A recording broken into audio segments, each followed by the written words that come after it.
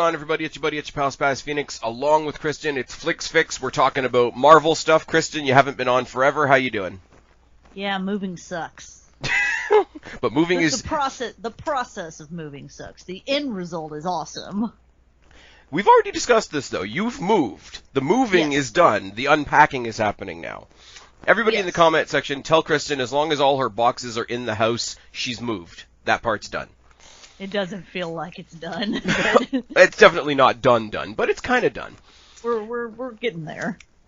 So, I'm on my boyfriend's setup right now. Whatever his works. Is nicer. His is nicer than mine. Well, what can I say? I said to you before we came on the air, I said I got Jake back this week for the NXT stuff. I got you back tonight. I got Guapo back in a couple of weeks to talk AEW. All my co-hosts, guys, in the comment section, I couldn't ask for better co-hosts. This is awesome. But we don't have the topic that I initially wanted to talk about tonight, because I had planned to talk about all the Marvel stuff that came out of Comic-Con, and then next to nothing from Marvel came out during Comic-Con. Yeah. Except for one movie. So we're going to talk about that one movie, seeing as it's coming out literally next week. We're going to talk about New Mutants, but we're going to talk after that Well, more. You know what's funny about New Mutants is that they don't... Okay, go ahead. Sorry. I keep interrupting. That's entirely fine. I think we're just happy that we finally got a night that worked again. Exactly. I just... very simply, because there's only one movie to talk about, and it is just a preview, I wanted to see what else we could talk about. And I just wanted to talk more in general about the idea that's floating around in Marvel, and specifically the MCU, about how the MCU is going to be darker, grittier, a little more realistic, not so bright and friendly. So we've got some other speculation on my part for what we're going to see from Marvel if they're going to go down this dark path. But first... we're going to talk about New Mutants because it's the thing that's most, I guess, recent. It's coming up. It's literally, if you live in Canada, probably in the U.S. too, it's coming out on Friday, which for us, seeing as we're recording on Sunday, is like 6 days from now.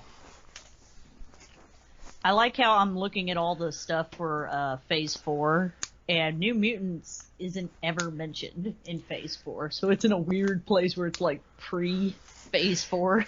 It's got... Phase 3.5. I've done the looking into it, right? And as I always say, and there's that one guy in the Marvel Cinematic Universe. Sort of.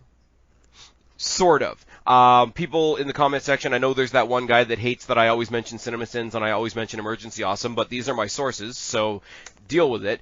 This was sort of like the last bastard child video of the Fox Marvel era.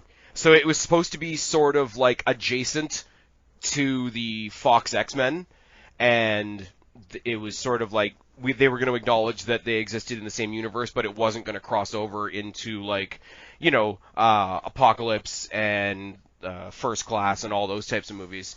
It got taken over by Kevin Feige and the guys at Marvel, aka the guys at Disney, and they basically said to the creators of it that wanted to make it this super hardcore horror movie, but then had to pull it back because Fox had some concerns. Kevin Feige, this is through rumor and innuendo, so if I have it wrong, please correct me down in the comment section below, but Kevin Feige, who basically oversees the entire Marvel scope as a whole, was like, no, what you had was great, why did you pull it back? Which makes me feel really good. Because I really, we've talked about it before. I know you're not the biggest fan of horror movies, scary movies, but but I'll probably go see this one. But the way Marvel has done it already, so many people have said, like, the scope of the MCU is so wide that they can do almost a spy movie with the original, the second Captain America movie. They can do a, like, world-bendy, magic-y Doctor Strange. They can do a proper, like, us versus the gods thing. They can do a proper, like, Star Wars, spacey, Guardians of the Galaxy thing. Like, they've touched on all these different sort of subgenres, and it's just like, this is me, I'm a horror guy, I like fucked up movies, so please let them take a swing at horror. And then when we heard about the Doctor Strange movie and how that's supposed to be a horror movie, gave me some hope. And then you see this, which is now sort of being swept as sort of like the last remnants of the Fox Marvel era under the actual Marvel umbrella, and it just gave me a lot. And basically, all they did to change it was take the restrictions off. Mm-hmm. So I don't know. I like horror, and there's so many. We're going to talk about it after we talk about this movie. There's so many other characters that open up possibilities for horror if they go that way. As a genre, I think they'll knock it out of the park. I think because it's gone through so many different hands, it's this like cursed. Is this movie ever going to happen? Type of story. But you saw the trailer. I sent you the trailer, and I was basically the dickhead co-host that went, "This is what we're going to talk about. Look at it." Yeah, it's fine. We talk about Marvel stuff. So what's like initially, like without any of the background noise and nonsense, just looking at the trailer for the first time, what are your thoughts? I always like that when they kind of take a chance on a different type of genre. It makes the Marvel Cinematic Universe less. It keeps it from going stale, basically, if it's the same kind of movie over and over. But this one doesn't look like it has any of the trademark Marvel stuff, which is what I call the like witty, Joss Whedon dialogue. Oh, even in the most serious moments we have to stick in an awkward joke? Yes. It doesn't, at least based on the trailers, it doesn't seem to have any of that. I mean, you are dealing with a bunch of younger characters, so I'm sure there's going to be a quip here and there. Well, there's going to be a quip, but there's going to be some manifestation of immaturity within the characters at some point, but I think it'll fit, and so it won't stick out so much. What else did I get from it? I don't know. I don't usually go for horror movies, but I think this is going to be interesting, and I'll have to see if I can brave the theater for it. Maybe take somebody with you. Yeah, I'll probably take Travis. There you go. Probably go. He'll be like, I don't know who any of these people are. He's not a big Marvel or DC guy. Well, this is the thing, too, and this is where I sort of differ from a lot of comic book movie fans. You and I have done this conversation to death, I think. I enjoy comic book movies based on the fact that I'm not going into them comparing them to a comic book. Like, I don't read up on the Infinity story to sit there and compare it while I'm in the theater, whatever. So when I see brand new characters that I don't know, characters that I'm not familiar with, I have no preconception of it, so I don't know anybody in this story. I got a little bit of a breakdown, like I say, stealing it directly from Emergency Awesome, and we're going to get into that in a second. But there's literally no characters. It does have a lot of the same thematic stuff as the X-Men, whereas, the mutants, they're not quite human. We need to keep them aside. We need to keep them segregated and separate, and it's this big metaphor for racism, and so there's a familiar feel with brand new faces. And now looking at all the, I had to, just based on their powers, I had to kind of guess who they were, but now that I've actually opened and see what characters are going to be in it, I know all of these characters from the comics. Sweet, so you're going to do what you usually do and fill in all the blanks that I don't know. I will say, I love that the people making this movie have a sense of humor about how long it's been getting it out. Like the Comic-Con trailer started off with that eerie rendition of Brick in the Wall, and it's just like the original release. This was originally, the first trailers came out in 2017. It was supposed to come out April 13th, and then it just draws a big line through it. It's supposed to come out February 22nd, 2019. They draw a big line through it. August 2nd, 2019, they draw a big line through it. April 3rd, 2020, they draw a big line through it. And then they announce, at the end of the trailer, coming out August 28th, 2020, and then in a little text bubble, it says, fingers crossed. And it's just in the background of because, at the end of a trailer, it usually has that big stamp on it that says coming whatever day. But in the background, you had, I don't know if this is the trailer you saw, but you have all these text message bubbles and all these tweets of all these people that are either complaining or just genuinely disappointed that a date got pushed back again and again and again. And the one in the center is really snarky, and it's like, well, it's really good to know that my grandchildren will be able to take their children to New Mutants. So they totally flipped that on its head and just put August 28th. Fingers crossed. Hope so. But, like... Come on, people. They do know there's a pandemic going on, right? Okay, but the pandemic happened in 2020, and we're talking about a movie that was supposed to come out in the middle of 2018. So, That's true. pandemic, some of it, the rest of it, like I say, it's been through several different hands. The way I've heard it talked about by the people that have been interviewed, like, at Disney, at Marvel proper, at, like, sort of Fox under Disney now, is, like, the movie's kind of going to exist in its own bubble until they see what kind of reception it gets. And if the reception is good, they'll try to weave it in to the MCU as they introduce mutants and X-Men and all that sort of thing. So these characters could, like, it's almost an audition for the characters to be like, here's a bunch of characters, do you guys care about them or not?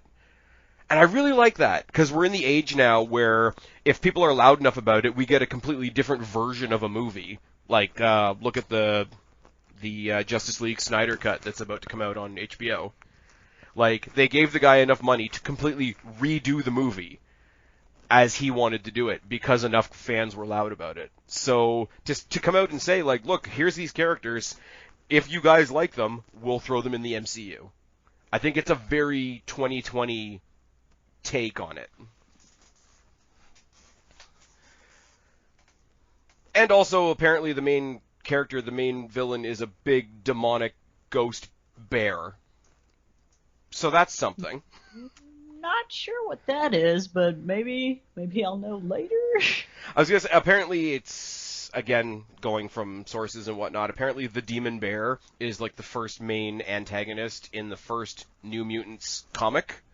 Oh, okay. And it just looks like, if you know, if you've seen pictures of Eternity, where Eternity is just a cutout, basically, and looks like the universe, the Demon Bear basically looks like that, but in the shape of a bear. And if you, depending on what trailer you see one of the characters in the movie taking a big stab down the one side of the Demon Bear that basically looks like it's made out of fire and smoke. So how you stab into fire and smoke, I'm not quite sure, but it is what it is. Cast-wise, it's not terrible. I finally finished Game of Thrones, so my opinion on Maisie Williams is totally different now. She's playing a character named Wolfsbane, who's basically a werewolf. That's fine. Apparently all the jokes circulating around that is like the dire wolves from Game of Thrones, and now she's a werewolf, whatever. The other name that sticks out for me is Anya Taylor-Joy, who is the survivor from Split that actually ended up in Glass. I think she's really good. She's playing a character named Magic, who's Colossus's little sister. Yeah, she's Colossus's little sister, and she does a lot of, like, sorcery type shit. Yeah. Her deal. My notes basically say Colossus's sister, she can teleport, she's a sorceress. The rest of them are actors that I'm not familiar with necessarily, but they are apparently from other things, so I'm just going to throw them to you. I'm trying to look up I don't remember what her actual, because she's a mutant, but I don't remember what her actual, like, mutant ability is. She might just be a telepath. Okay, so Sunspot. Oh no, her mutant ability is to teleport. That's her thing, and the sorcery and stuff is something she learned. Yes. Okay. So we have the character of... She is the supreme. She is the sorceress supreme of the limbo dimension. Well, there you go. So if this does well, she pops up in the Doctor Strange movie, potentially. So I have a rundown for Sunspot that just says that Sunspot stores solar energy and can turn it into starburst weapons. Yes. Which makes it basically the space station from one of the Star Wars movies. He's basically the Human Torch. Okay, fair enough. We have Moonstar, which is an illusionist who has a lot of psychic manipulation powers. Yep. We have Cannonball, who has like unstoppable self-propulsion, and in every explanation I've seen so far, basically says like consider him like younger Juggernaut. Yes. Okay. He's a cannonball. He can't get hurt when he thrusts himself forward. Okay, we have Celia Riaz, who apparently has been both a good guy and a bad guy. She's running this asylum that they're all in. The asylum, we're going to find out through the movie, is apparently really a prison. It's something it's not there to help them, it's there to contain them. Gets into that whole, like, anti-mutant propaganda. She's a mutant, too. She's one I'm unfamiliar with. Okay, so This you makes take sense. the floor. This makes sense. She generates force fields, and if you saw the trailer, they're actually stuck in some sort of like. There's a force field around the facility. Yeah. Okay, so that's literally generated by her then. I mean, it could be. I assume it is. Yeah. She could also be controlled by the demon bear, because apparently the demon bear can make other people do things. So even if she is necessarily a good guy, she may be a bad guy tool for the purposes of the demon bear. I don't really know. The whole story is she's testing on mutants, which is pretty terrible. So again, either she's a bad guy or she's being manipulated by the demon bear. And then the demon bear itself feeds on negative energy and fear. So let's trap a bunch of mutants in a building with their greatest fears. Let them get really, really scared so he can have some fears to munch on. I don't know. Well, it's part of Danielle Moonstar's power set. She can do illusions based on people's fears and desires. Okay. So I'm sure it's going to have something to do with when they bring her in. Okay. It's got a very Freddy Krueger vibe to it. It's not necessarily what's in front of you, but what I can make you think is in front of you, and then you'll get scared of it, which will give it power, which will make it more real, which will make you more scared of it, which will make it more real. That's kind of cool. I like dealing with the abstract stuff rather than like an actual fight sometimes. It's like again, I'm going to toss back to Doctor Strange as an example. Like, the way Doctor Strange wins at the end of Doctor Strange isn't a fight. He just basically annoys Dormammu with a time vortex. So Here, you want to hear the her origin real quick? I'll just do the first sentence. Absolutely. Danielle Moonstar is a teenage Native American born in Boulder, Colorado. As most mutants, Danny's mutant powers manifested at puberty. One of her first manifestations is the vision of her parents' death being killed by a demonic bear. That is literally the opening scene of the movie that they leaked. Literally. I don't know. I think this is really fun. I wish we had more to say, which is why we've sort of broadened out the topic a little bit, and we're going to get to that in a second. What do I say other than these are like a whole handful of brand new characters that I really like? You seem to know obviously more about them than I do.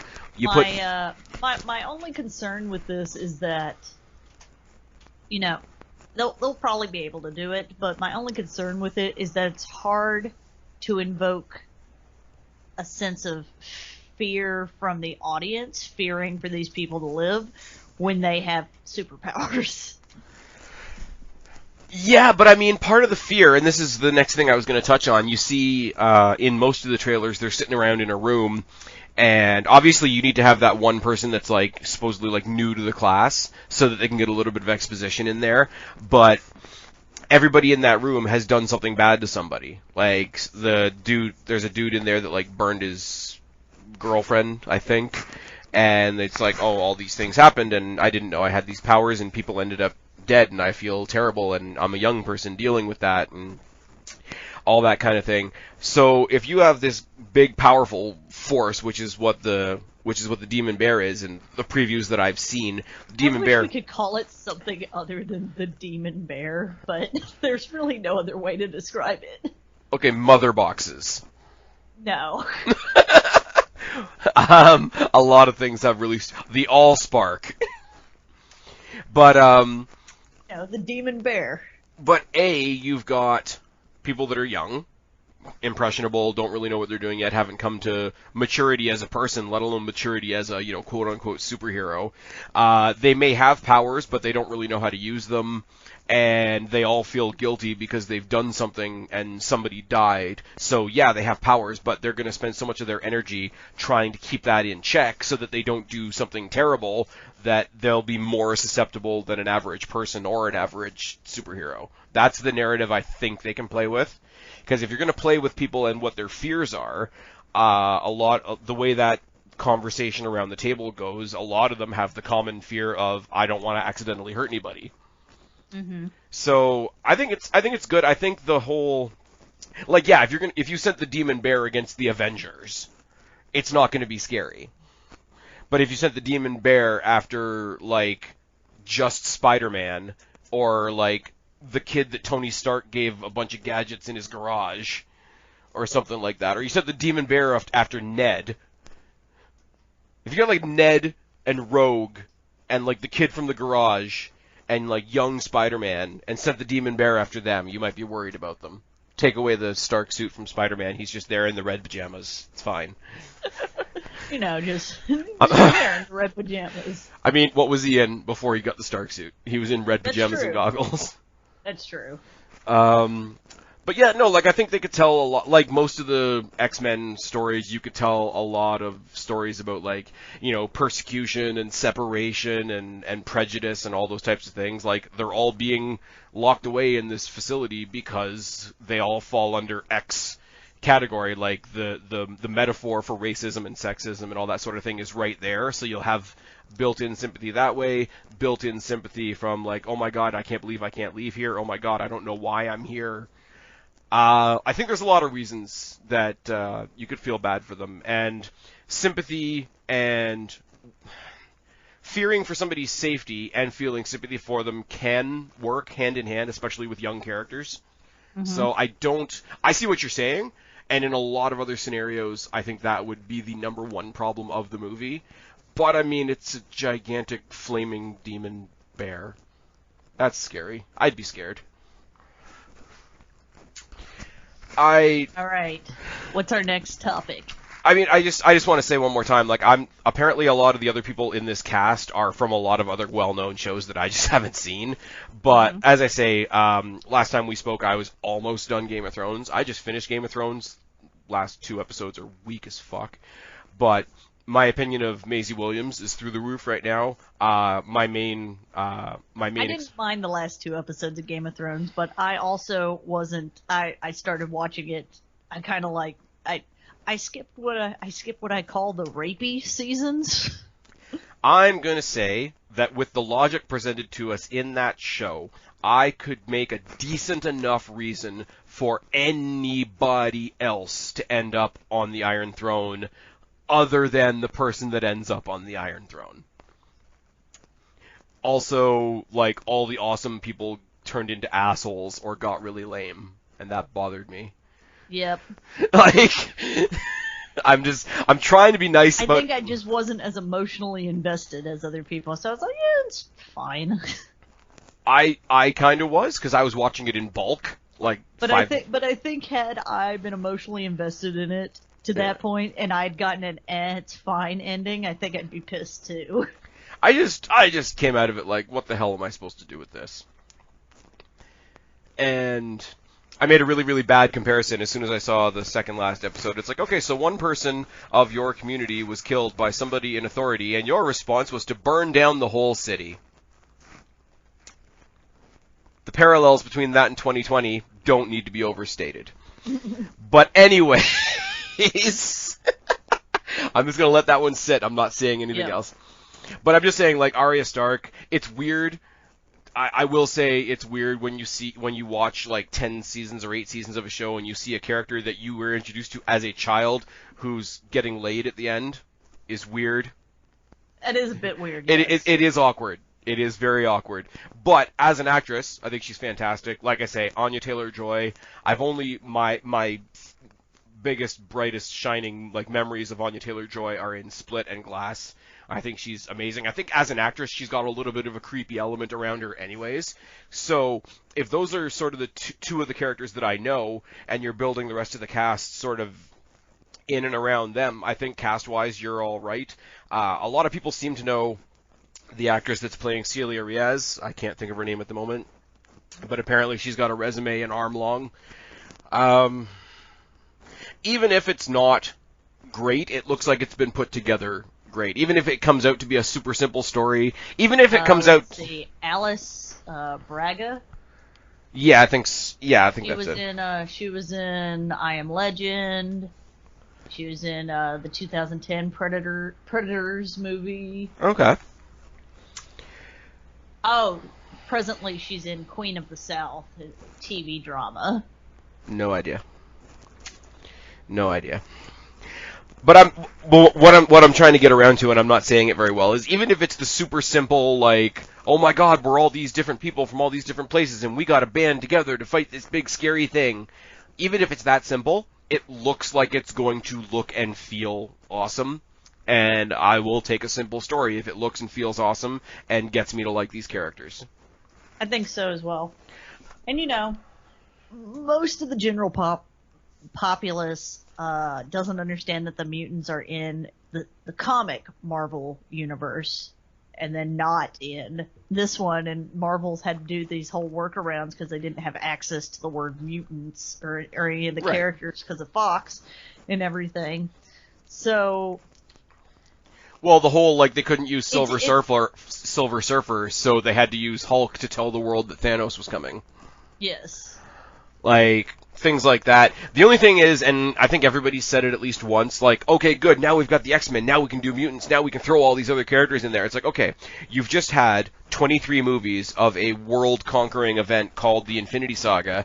You gotta do a whole lot more workaround to explain where these people were while all that shit was going on. The mutant stuff I could probably let go just because it's, it's a bunch of kids, blah, blah, blah, they're just trying to be normal. Oh, I meant when they bring in, like, X-Men and shit like that.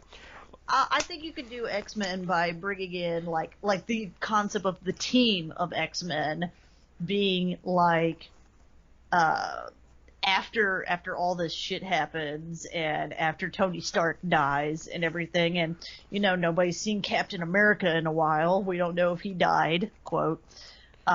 Just the idea that they were like, we have these powers, we could be doing something about this. And the idea that the lack of an Avengers forms the basis of the X-Men.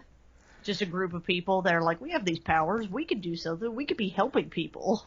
That could be something, or they could have a physical world event, like, I don't know how much of S.H.I.E.L.D. you saw, but in the early seasons of S.H.I.E.L.D. where, like, they first found, like, the Terrigen crystals that made people, like, that unlocked their dormant mutant stuff, they could do, like, another world, like, it would be a little cliche, but, like, oh my god, there was this earthquake, and this particular crack of Earth had all this whatever in it.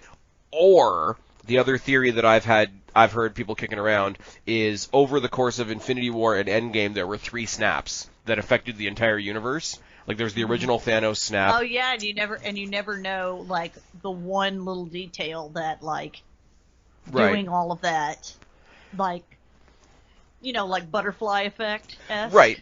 Well, they had the Thanos snap, they had the Hulk snap, and then they had the Tony snap. And there's the idea that either, these people got blinked out of existence and came back different, or just the powerful force that it sent through the universe unlocked a bunch of people's powers. But that really does, as cool as that would be, because you want to have rippling effects from this section of the MCU that's now finished, it does feel like hey, we had a problem and this is the solution that we pulled out. Well, because there's a large majority of, I mean, I'm not sure if I'm pulling from comics or I'm pulling from, like, early X-Men cartoons and stuff like that, where the X-Men wasn't, like, a big thing that the public knew. Like, they were almost like kind of like semi, like, Black Ops type of thing. Like, they weren't going around doing shit like the Avengers. Like, sneak in quietly, solve the problem, and fuck off. Yes, basically. And they were trying to keep the idea of mutants, like, kind of under wraps kind of thing. Okay. A majority of people are. So. I also don't really. There could be something like that, and then once this whole Thanos thing happens, then they decide we're gonna come out into the light. We're gonna show that we're a force of good. It's gonna be their moment of inspiration. Yep. Yes.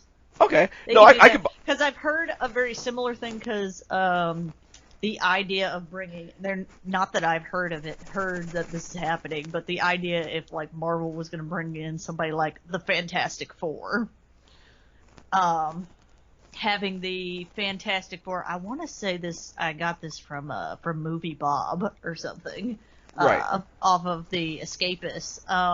The idea that, like, the Fantastic Four's origin story is that they were out in space, they get hit by, like, this solar radiation kind of thing, and that's what gives them, like, their powers and stuff, and that based on that, they could be like, well, the solar radiation also, like, kind of froze them in time kind of thing, like a Planet of the Apes type thing where they left and then they came back and it was, like, several years later kind of thing, and then being like, what the fuck? So that not only they have these new powers they have to deal with, they're also, like, in the wrong time, basically. Okay. See, like I say, I only have the movies to reference, and I know the Fantastic Four movies aren't great, but I think you get around the Fantastic Four a lot easier, because in both iterations that we saw in the past, they were like regular-ass people, and then something happened to them. Right? Mm-hmm. I think you can do a story like that at any time. You could even tie it in as 4 lab workers at, like, Stark Enterprises or something like that, right? Very, very easy tie in there. I think the difference between that, where something happens to these people and they turn into this, can be plucked out of the time where you don't really have to say, oh, where were they before? Well, they were regular people before and now they're this. The comparison to the mutants is, like, supposedly the mutants are, like, quote unquote born that way. And they, like, they grow up as little kids and they're traumatized and they have to grow up into what they are and whatever. Well, basically, it's like, they always explain mutants as, like, the next step in evolution. So at some point when we were, when early man was still very ape-like, one of them was able to, like, maybe not walk upright, but, able to walk taller, and then you bred with another person, then all of a sudden now there's a group of them that are able to walk upright, kind of thing, where it's just like there's enough genetic mutation to, like, turn the key on it, and now this is the body structure that you have, kind of thing. I just want to say right now, enough breeding, somebody, genes get mixed up, and now somebody has superpowers. For anybody else out there, this has been Kristen's TED Talk on evolution. Turn the key, and then there was people. I could go into way more depth about this. I'm trying not to bore the fuck out of your audience. I have a degree in this bullshit. I know you do. That's what I'm saying. We turned the key, and then there was people. The key. And there's people walking upright and shit. I just think there's a lot where the criticism has come in, or where people are already making their pre-criticisms of, like, well, where were the X-Men before now? I think that's a slightly trickier thing to get around than the Fantastic Four thing, where it's just like, boom, this happened to them, and now they're this. I think it's the idea that, like, one, because most of the time when you become when your mutant powers manifest, you're like a kid. Right. And so, how many movies have we seen the kid where, like, their parents are like, oh shit, you're weird. Don't show people that. They'll freak out and they'll call you a weirdo and shit. Have you seen the movie Brightburn? No. Go watch the movie Brightburn. It's like Darkest Timeline Superman, and it's fucking great. This kid in a really shitty mask and with a blanket around his shoulders, and he's like fucking shit up. It's good. The woman gets a big glass shard in her eye, and you get things from her point of view where, like, half the screen is just red, and it's cheesy as fuck, but it's also so good. Nobody's a good person. Everybody's a bit shitty. It's kind of like watching House of Cards, where you're looking for a hero. I was about to say, that sounds very House of Cards. It's very House of Cards, where, like, the main character that's supposed to be Superman, and everything's, like, red and blue. Like, the subtle hints to Superman are not subtle at all. It's just great, because it's like, there's nothing but, like, impending doom and sadness and violence, and it makes me happy, because I'm a terrible person. Anyways, so I think that's our roundabout conversation about the New Mutants. We're probably going to come back at some point and talk about it when we actually go see it. Yeah. As a little bit of a programming note, we talked about this before we came on, I'm going to throw together whatever we find to be of use from the DC fandom thing and talk about some cool shit going on there, because there's definitely some cool shit going on there. Mm-hmm. But sort of transitioning off of New Mutants and staying in the MCU sphere of conversation. The biggest talking point that I've heard for a little bit now is that the MCU in Phase 4 is going to be a lot grittier, a lot darker, a lot more serious, a lot less happy, a little bit more heavy. A lot less Joss Whedon. Yeah. We're gonna get some Batman in our Marvel, I think, is what's gonna happen. I don't know how I feel about that, because I do like kind of like the serious yet lighthearted tones in Marvel, but... Yeah, but we can pull out some very clear examples of where shit might have, should have been serious. Well, here's the thing this is why I like it the way it is because, yeah, they're silly and goofy and whatever, but then when, like, the big moments hit, and there is no joking around, the biggest one for that's when Tony dies, basically. Yeah. It's like a real grounded... It makes those moments bigger because they decide to take the tone that they take.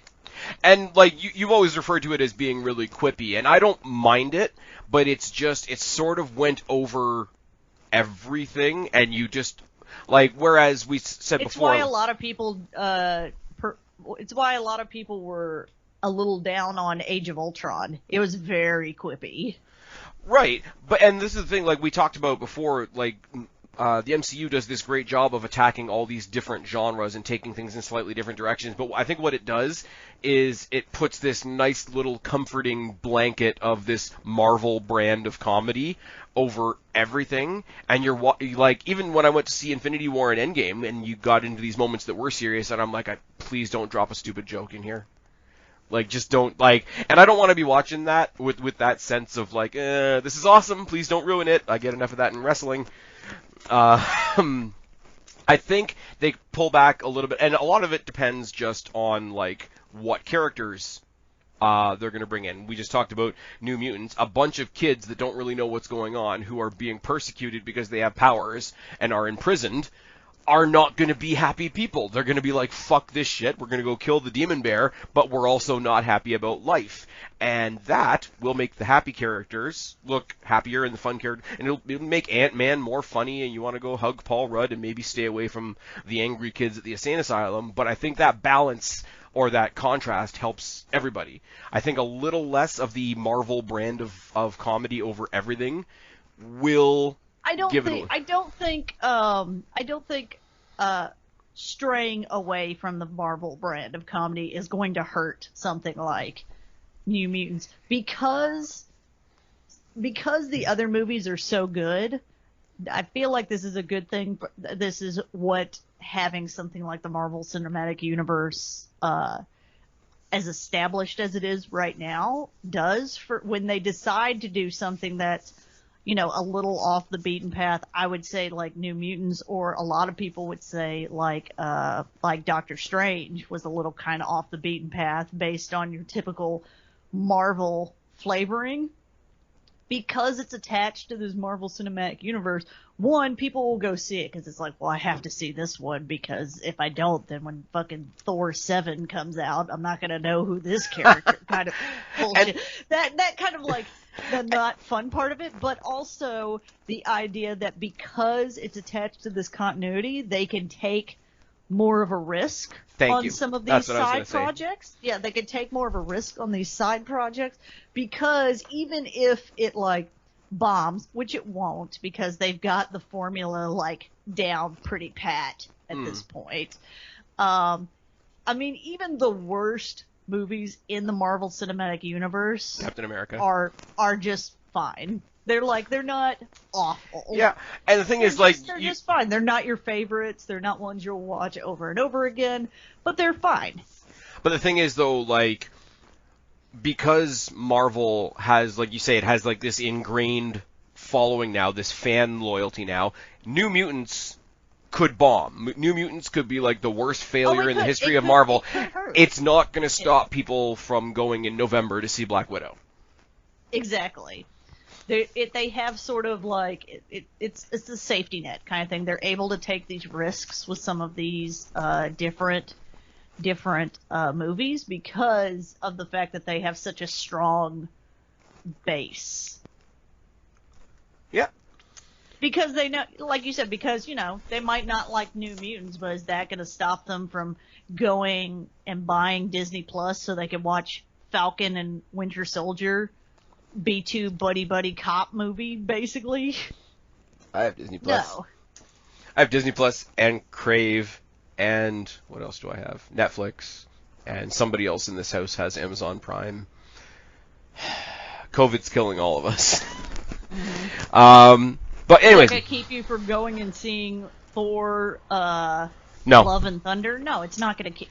You know what the thing was? You know what the thing is though, and I'm gonna have a little tiny little ramble here on Disney Plus for a second, because they were saying for the longest time that depending on how long COVID went, depending on how long things were all locked up and whatever, Disney Plus might drop New Mutants and Black Widow straight to the service just because they can't afford to not, because it has to go in line with their shows and whatnot. Mm-hmm. And I'm like, you know what? That is a tactic from one point of view. It's going to get more people to buy the service. Good for them. They're going to get the money that they want. But also, you're giving people in some of the shittiest times ever some free movies to do. And then you hear that they are doing that with Mulan, but you still have to pay a movie theater price through your Disney Plus to watch Mulan. I'm like, that's a bit shit. See, that doesn't bother me, because I'm like, well, because they were hoping to get movie tickets off of that, and people buying let's be honest, people aren't going to buy Disney Plus subscriptions just to watch Mulan. Well, maybe make Mulan better, and they will. I mean, I'm not saying anything because I'm not mad enough about it. I understand why people are mad about it, but then there's like a whole bunch of other stuff. Oh no, right? No, but it takes away all the credit that I was giving them. It's like, oh, look at these guys. They're willing to give us all this extra shit that they would have. They're willing to give it to you, but not for free. Well, that's what I was saying. Like, they're taking a big loss to give us all this content in a time where we all need it. And it's like, well, no. Like, we're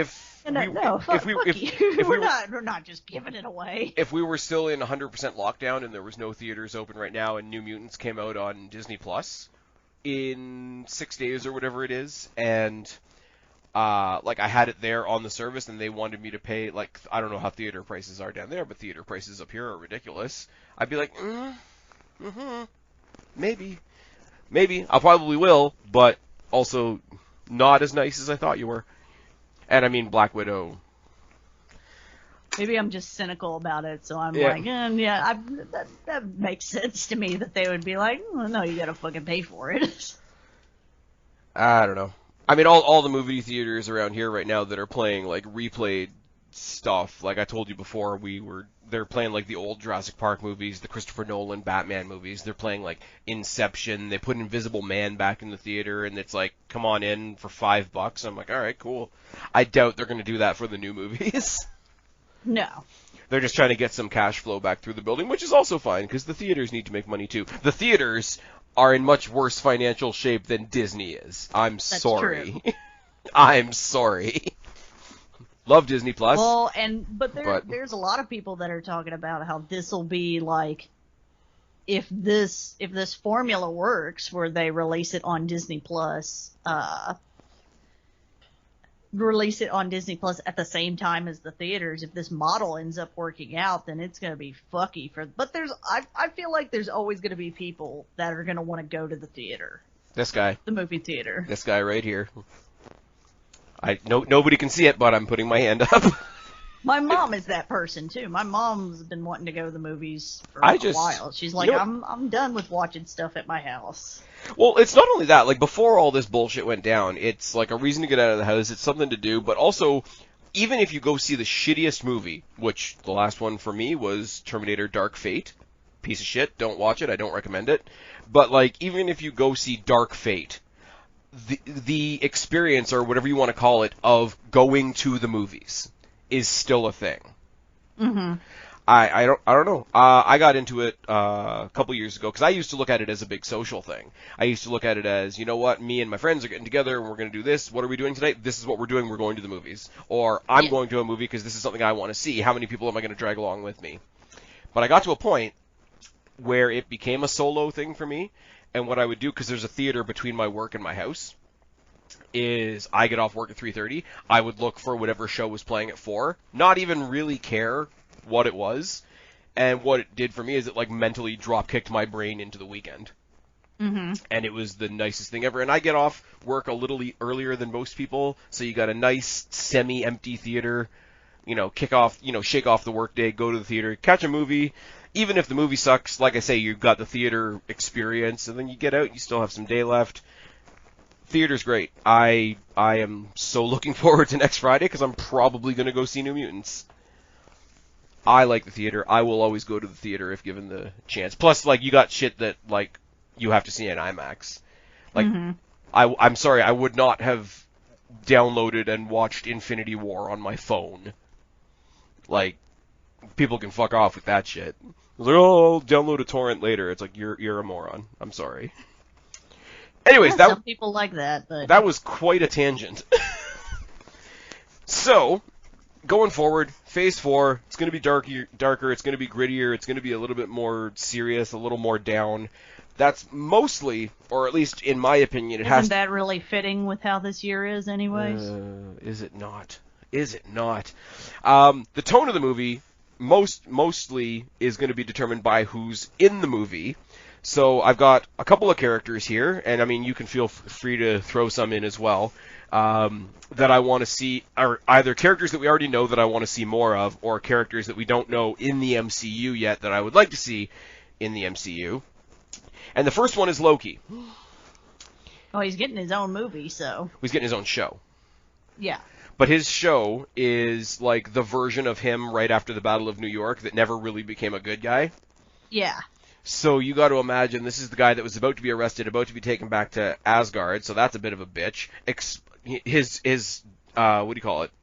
Escape had to do with grabbing the Tesseract and like blipping into another reality. So his life was so shit that he had to blip himself into another reality. May or may not, at some point in that timeline, find out that another version of him died. We're talking about a quite powerful, quite magical, quite sinister person. Now, combine that with the finding out that, hey, we saw another version of you die. If he has some kind of mental break, he could become a really scary character. Mm-hmm. And just wreak havoc all, because, first of all, face-to-face, really scary character. If he decides to, do all of the things that he can do rather than just being a smart-ass asshole like he has been in the movies, if he decides to actually focus that, bring the sarcasm down, bring the aggression up, not very hard to turn that into a terrible character. I mean, I don't know.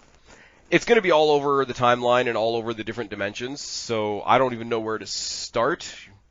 I was hoping that some of his other shenanigans from comics that you could throw in here.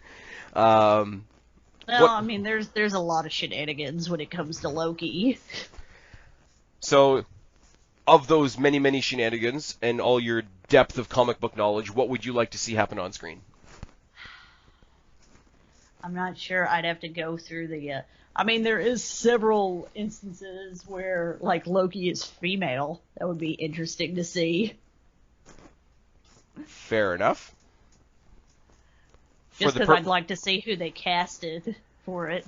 For no other reason. So you want to see who Marvel thinks the female Tom Hiddleston is? Yes, basically. Okay.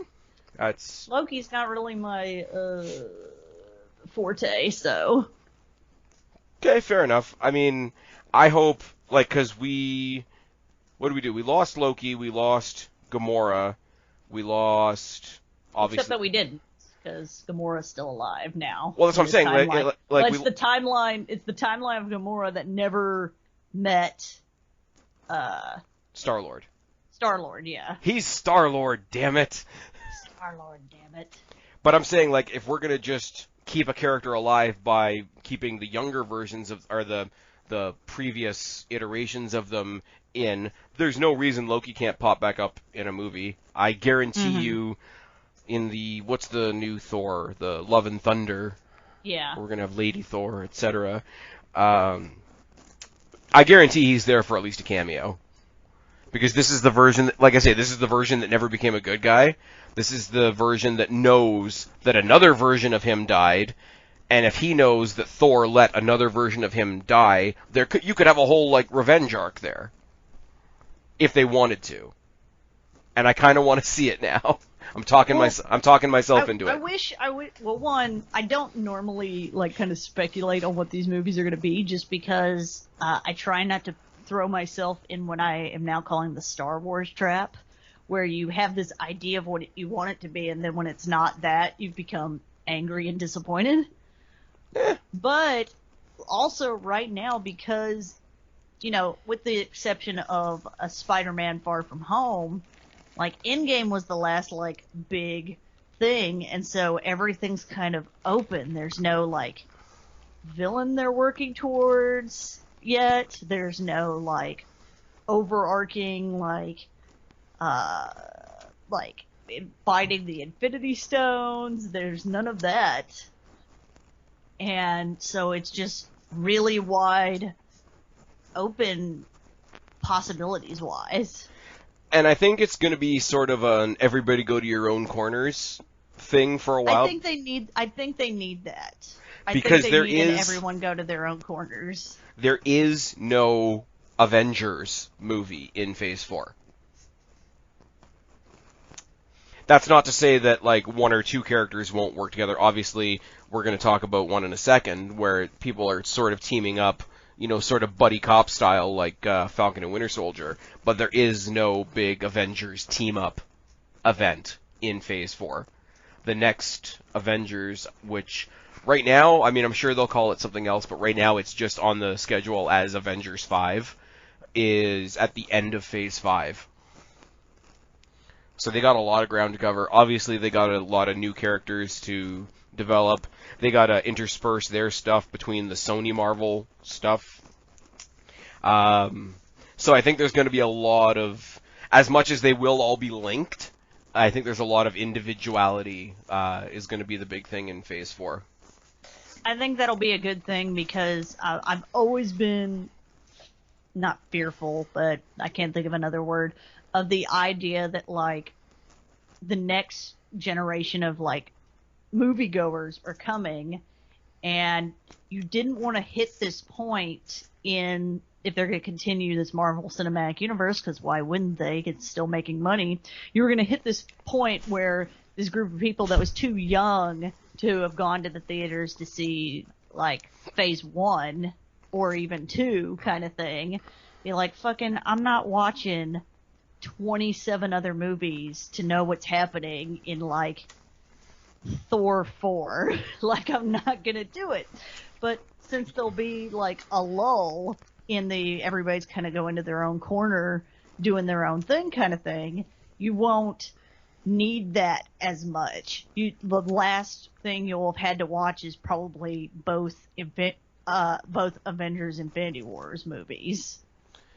Yeah, you also don't want to have the snowball effect, right? Like, we had the 6 original Avengers came together, and then they came apart. And then those Avengers came together again and added a couple more people to the team, and then they fell apart again. And then they fought each other and brought even more people into the fray, and they went apart again. And then they got together with, like, everybody else in the universe for Endgame.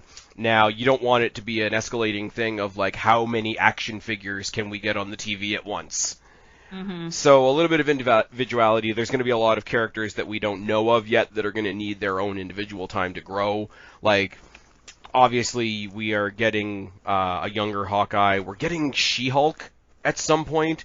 We're getting Blade. We're getting Nova. We're getting all these people that, like, I don't have very much experience with, which is great for me because new stuff is new. I'm sort of terrified by what they throw together at the end of Phase 5, but that's also, I think, 2023 we're talking about now. Mm-hmm. So maybe COVID will be over by then. Maybe. Hey. Maybe COVID will be over by then. Okay, so... but yes, sorry. I think it's a good idea that they're not, you know, continuing, like, the idea that you have needed to have watched all of these to know what's going on. And that you could, like, you know, kind of have a summary and then jump right back in.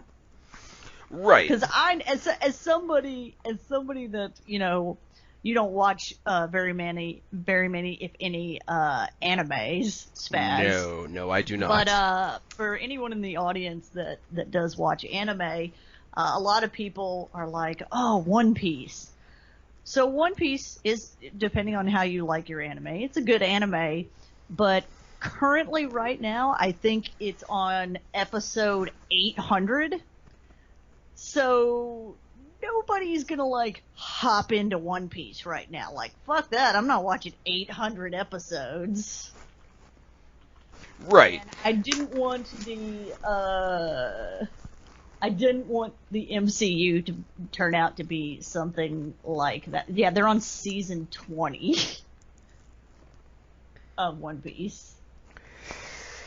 Yeah, I mean, I'm totally hypocritical because the newest episode of One Piece is 936. Yeah, no. And that is what I do not want, Marvel to turn into.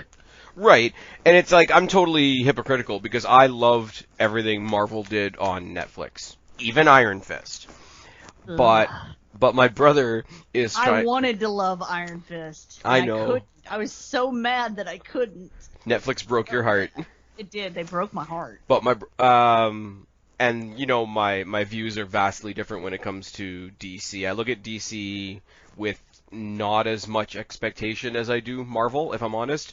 But my brother's trying to get me to start watching all the CW DC shows, and he's trying to give me a map on like how all the shows go together, and I'm like, yeah, that can be daunting too, as somebody that watches those. I'm like, nah, man. I tried to watch Batwoman because it had Ruby Rose in it, and I think Ruby Rose is fucking awesome. And then I missed a few episodes, and I realized that I didn't miss those episodes that I missed. I was like, meh. They were on other shows. No, it wasn't that. It was the case of, the shows that I will watch religiously. Obviously wrestling fits into that category. Obviously, Walking Dead falls into that category. Obviously, a lot of the Shonda shows that I watch fall into that category.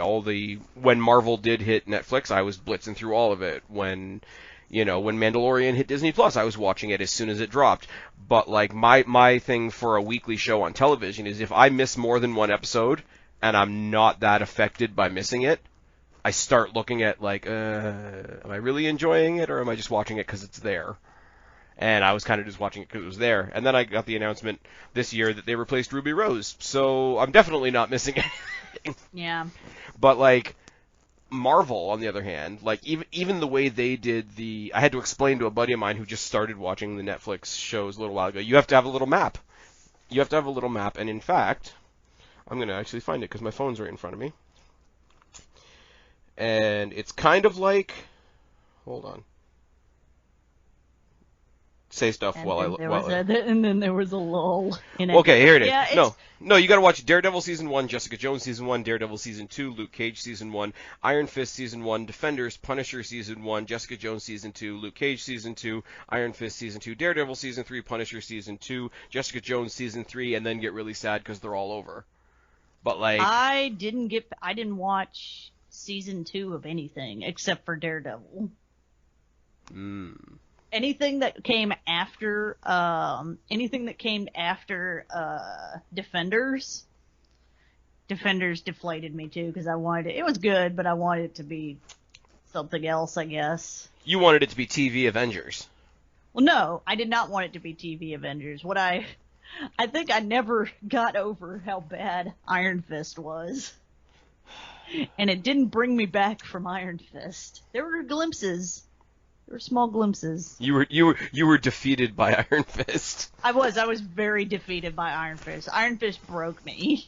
Okay. I got one for you. Because I love Iron Fist the character, which I would say is a detriment to a lot of these, because if you want the character to be a certain way and then it's not, I can understand why you're like, fuck everything about this. Okay, I got one for you, and then we're gonna move swiftly on. Basically what I wanted from Iron Fist is Joss Whedon Iron Fist, and it didn't happen. It was like emo Iron Fist, and it was gross. It was emo fist. It was emo fist, and it was gross. All I needed was black fringe. I thought you said black friends there for a second. I was like, no. I mean, Iron Fist does have a black friend, but fair enough. One thing, and then we'll move on to my next example, because, yeah, I diverted off of that one too, because that's what we do on this show. Yep. Especially when the topic is as broad as this. What deflated you more? Iron Fist or WWE? Iron Fist. Hands down. Ooh. All right, moving swiftly on to something we know we're getting for a fact, something that they've said from the beginning is going to be a horror movie. Doctor Strange and the Multiverse of Madness, a.k.a. the buddy cop movie of Doctor Strange and Scarlet Witch. That'll be interesting. I want to see dark magic. I want to see a darker version of all, like, the... I'd be interested at how these two characters, like, go together, I guess. Yeah, because they don't... Even in the big team-up, even in Infinity War and Endgame, they never really, like, came together as, like, magic bros or anything like that. Yeah. So I think that might have been intentional because they knew they were going to do this. I'm more intrigued, honestly. Like, obviously, Doctor Strange is great. Benedict Cumberbatch is great. Elizabeth Olsen is great. Apparently, they're making her a little bit more comic book accurate after the WandaVision TV show. And, I mean, you can fill in the gaps of what more comic accurate Scarlet Witch is. Well, I mean, they're in a real relationship. Scarlet Witch and Vision have, like, kids at some point. Yeah, don't they have, like, weird robot kids that Mephisto gave them? No, that's a different one. Vision does end up building himself, or somehow, I don't know whether he builds it himself or somehow acquiring, like, a wife that is like him but female, and then he does have, like, robot kids. But no, Wanda and him have kids. One of them is, like, you know, a spellcaster, just like she is, like, all magicked up and whatnot. Aren't they called Wiccan and Speed? Yes. Okay. And the other one's a speedster. Okay, so he's basically like his uncle then. Yes. That's fair. I mean, people are saying WandaVision is going to bring, because it's all, like, reality warping and shit, it's going to bring back, what the fuck's his name? Maximov brother that died. Quicksilver? Pietro. Yeah, Pietro Maximoff. Yeah. I could take or leave that, if I'm honest. Like, he's a speed guy, and they're leaning into, like, the magical, mystical dimension shit. And unless they're going to go full, like, Flash with it, I don't know how that fits in. I'm much more intrigued by the idea that a lot of this is going to take place in the nightmare dimension. So, as much as I'm intrigued on, like, okay, you got these two magical characters, and how well are they going to go together, and is she going to go, like, good with it, or is she going to go crazy? I'm much more intrigued by, first of all, something called the nightmare dimension, and second of all, a character called Nightmare.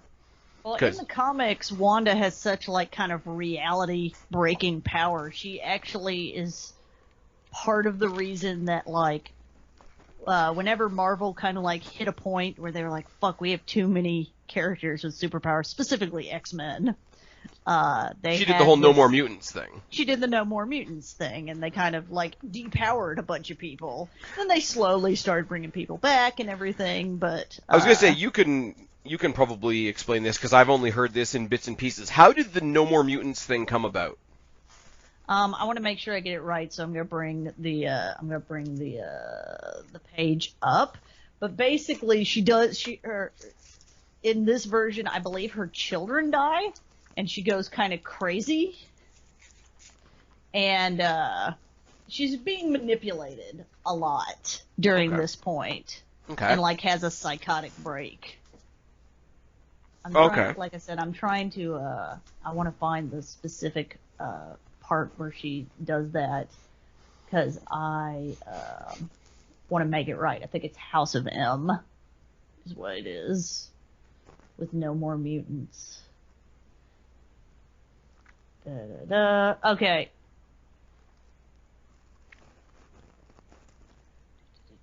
Sorry, I'm I'm trying to make sure I get the right thing.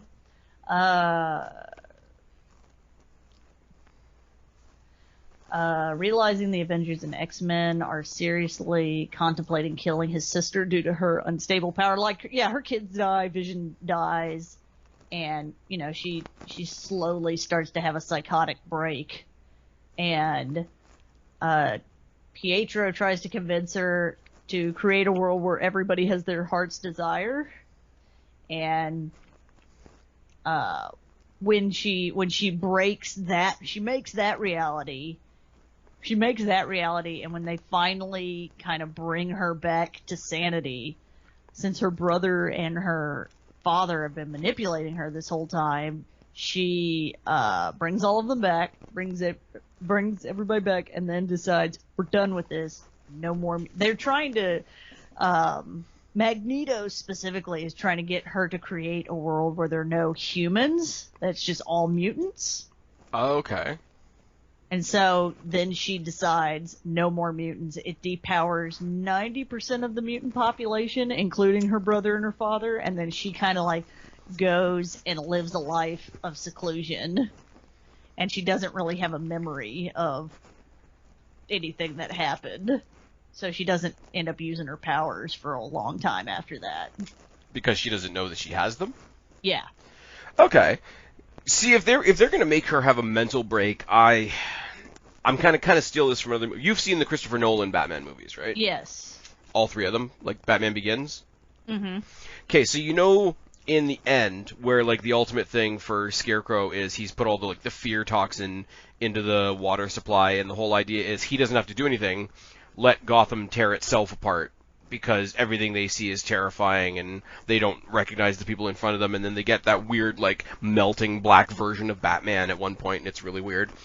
I would love to see her have a mental break, and that ability she has to give other people hallucinations and visions and all that just sort of, like, blankets everybody around her, and they kind of tear each other up, and have the same effect, but not like, hey, I spiked your drink, like, hey, I put out, like, a mental pulse through the whole world, and let, as lazy as it sounds, because she wouldn't actually be doing anything, she'd just sort of be watching it happen, let the world scare the hell out of itself.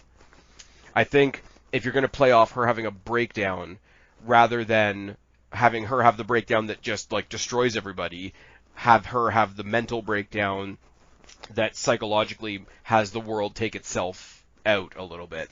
And then, obviously, like, the Avengers have to come back and reel her back in, or something like that, or, like, this is where Doctor Strange becomes, like, her mentor and helps her get it back in check. But to have that story of, oh, we got to help you get your shit in check, we first have to show what happens when your shit isn't in check, and I think that would be great. It would be like Professor X having a seizure while he's in Cerebro. Mm-hmm. And I just thought that would be cool. I think using fear as a weapon rather than just making yourself really scary, psychologically, I think that's great. Mm-hmm. But I don't know. When you start talking about, like, oh, it's the nightmare dimension, whatever scary things we see in the nightmare dimension obviously aren't going to be there when they come back to our dimension, so they can't really fuck up too much. Because anything they do in that movie can just be like, oh, well, that happened over there. This is, like, the real world. Yeah. Don't really have much else to say about Doctor Strange. Like, we sort of get an idea of where it's going, and I think the WandaVision show comes out first, and we'll obviously, we might. Well, and it could be. Sorry, this thought just hit me. It could Sure. be interesting if New Mutants has already like happened. Is it in I guess in canon storyline wise. That the idea that the new Doctor Strange would be maybe the reason why we see more mutants. Maybe it does the opposite of what House of M did. So she says more mutants? Yes, basically. I would love to see it where, because New Mutants, again, you're going to have to correct me if I'm wrong, but New Mutants is kind of like X-Men adjacent. Yes. Like, if they do bring the New Mutants into the rest of the MCU canon, I really do like Benedict Cumberbatch. I really do think he has, like, that vibe that could be, like, a mentor vibe. Like, he could be their version of Professor X. Mm-hmm.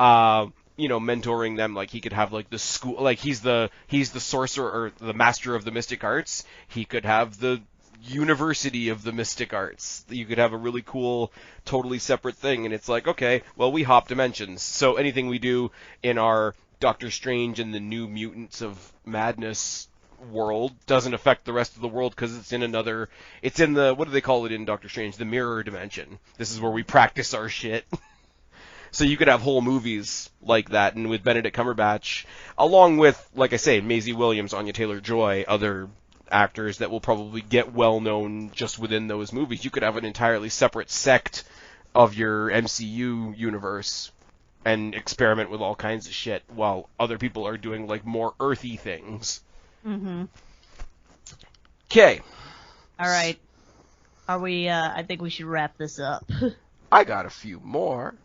I'm gonna run through them quickly. You just give me a yes or no, or how interested you are or not. We know we're getting Blade. Blade's gonna be Mahershala Ali, who's pretty cool. He was the main villain in the first season of Luke Cage, and a lot of other people know him from The Notebook, the Green Book, which I haven't seen. I like the Blade character. I like that we're getting vampires in the MCU. I made a joke years ago when I did a video with you about Thor Ragnarok, when they talked about the wooden spike with 3 points on it, and it's like it's only really good if you're doing three vampires at once. And I said, is it foreshadowing vampires? Now we have vampires. It's gonna be good. Now, spin-off. Do we get a Battle of the Vampires at some point between Blade and Morbius? Because they're about to do Morbius in the Sony Marvel universe. And those two universes are not entirely unconnected. No. No? I think now that Marvel has the rights to all this, they're going to try and, like, not totally cover up the Sony stuff, but, like, be like, we already did that. Moving on. I kind of want to see it. Come on, Mahershala Ali versus Jared Leto. Nope. Oh, it's good. And then Never you got Jared Leto. But he was such a good Joker. Anyways, I'm not even dignifying that with a response. I like the Jared Leto Joker. People are grumpy about it. It's fine. People that don't like the Jared Leto Joker don't like that movie in general, though, so it's like, what do you want? One thing that I want to see, don't know if it's going to happen or not, I would love to see the Punisher in the mainstream MCU at some point, if they bring in Jon Bernthal to do it. Yeah. Because he was awesome. Yes, I'm biased. Yes, I'm still following Shane from Walking Dead, even though he's been dead for years. But Punisher... I will go out on a limb and say that Punisher was the best Marvel Netflix thing they did. Wouldn't know. Didn't see it. That's what you get. But as far as, like, going against the nice, glossy, shiny, quippy MCU archetype, there's your character right there.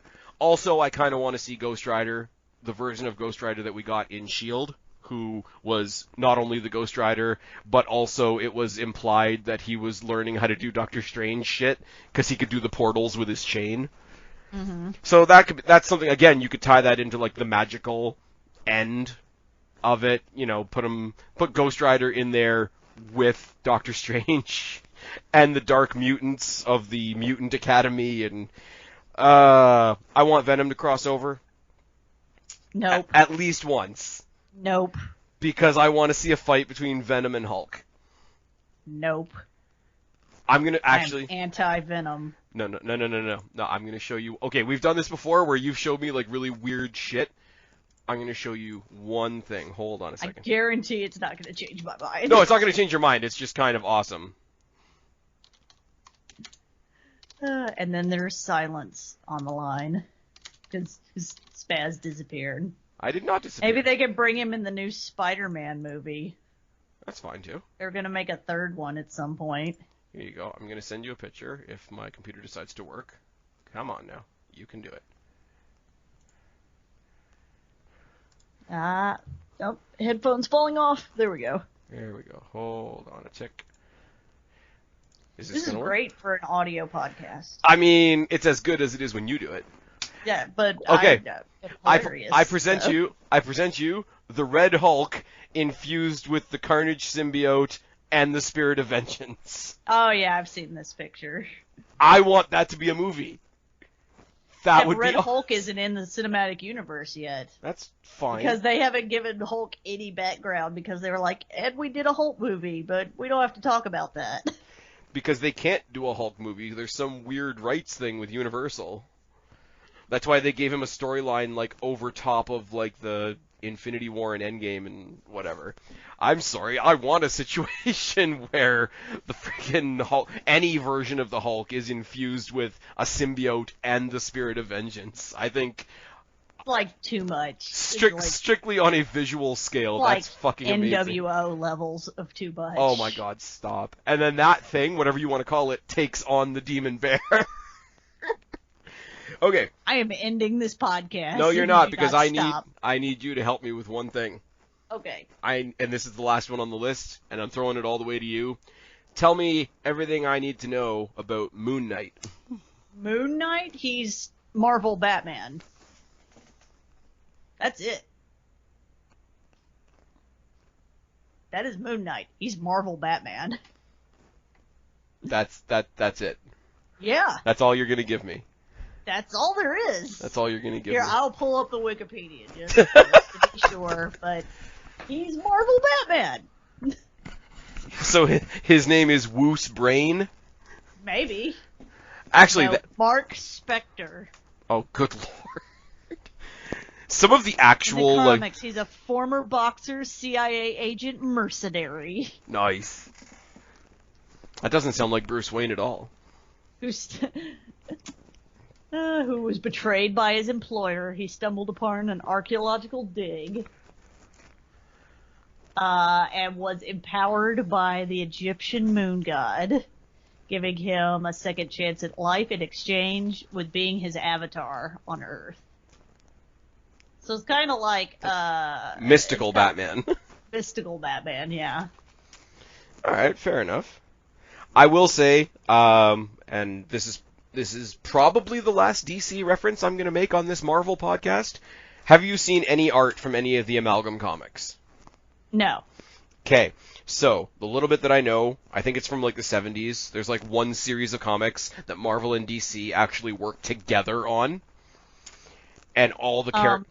Before you finish, in the Wikipedia, there is a section, a small section, that is just titled Comparisons to Batman. There's so many people that were like, oh, he's Marvel Batman. Okay, but I mean, they had to address it. You can compare anything to anything, though. I mean, like, Alien 3 is basically the Shawshank Redemption. Yeah. I mean, it's basically, that's what you said. It is what I said. Basically, the Shawshank Redemption. Completely out of context, but I'll own it. Sorry. I don't know what happened there. My computer just started a What Culture video. That's always good, and it was really loud. I was like, stop talking. No, hold on. Stop talking. Anyway, what I was going to say is, in the Amalgam comics, all the characters were a combination of a Marvel character and a DC character. So there's one character called Dark Claw that is the combination of Batman and Wolverine. His name is literally Logan Wayne, and he looks like that. And that's that's a movie I want to see. Logan Wayne, who lived in Canada and then moved to Gotham and got experimented on with adamantium and then decided he was a bat, and then his parents were killed. I mean, that's how you would have to do it, right? I mean, obviously the best version of Batman would come from Canada. That's just a thing. I kind of want that to be able to... We're going to make a really, really dark Phase 4, and it's going to be headed up by Dark Claw, because we're just going to stage an invasion on the DC head office, or whatever. That really didn't go anywhere. Anyways, so... I know you gotta go, because it's tired in here. I mean... Yes. It's also hot in Travis's office with the door closed. So open the door. No, but then you'd hear, fucking, what is it, A Knight's Tale playing in the background. Nothing wrong with Knight's Tale. At least that's what they were watching, although I think they're in bed now. I'm very down for Knight's Tale. Knight's Tale's a good movie. It's not Marvel or DC, but we can do that another day. We haven't really reviewed anything like funny on this podcast yet. Should we? Maybe we'll do the Knight's Tale eventually. Maybe. We got to do. Oh, did I mention? I'm getting tired and rambling now. We're gonna take a look at some of the stuff from DC Fandom and maybe talk about that next week or the week after. I think there's a lot more substantial stuff to talk about in that. It's less speculative. Yeah, I mean, it's going to be more reactionary than just, hey, what characters would be cool.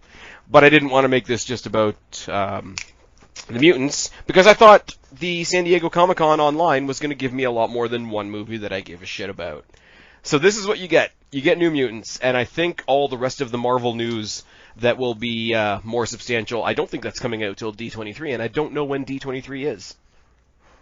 I didn't know that DC Fandom was this weekend until I started seeing reviews of it, so I will say that The Batman looks awesome, Wonder Woman 2 looks awesome, Suicide Squad I haven't seen a trailer for yet, but I mean, it's got John Cena in it, and Margot Robbie's still in it. So that's something. Anyways, that'll give us something to talk about. Next time, Kristen, tell them where to find you. You can find me on Instagram, Black Cat Feline. You can find me on Twitter, Black Cat Feline. And, and here, most weekends. Well, not counting the last couple. Most weekends, except for not.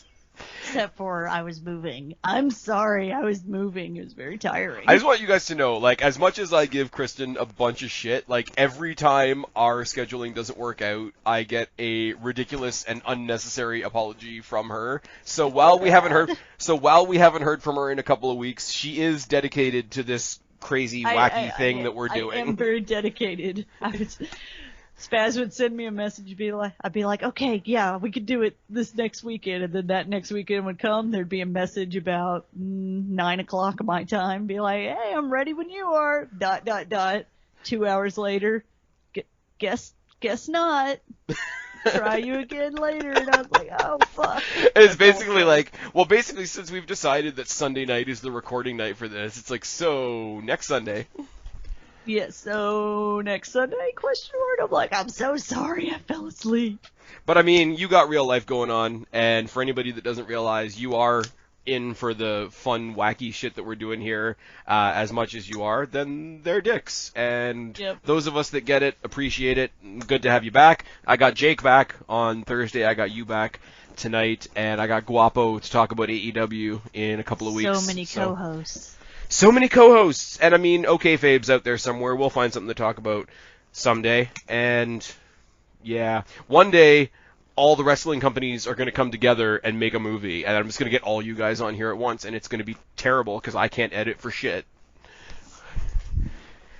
Anyways, I've been Spaz, she's been Kristen, this has been FlixFix. Subscribe up there, talk down there, start a conversation, keep all these conversations going, don't be a stranger. I'll talk to each and every last one of you later, but for right now, me and Kristen are out of here. Bye, guys. Bye. Don't apologize.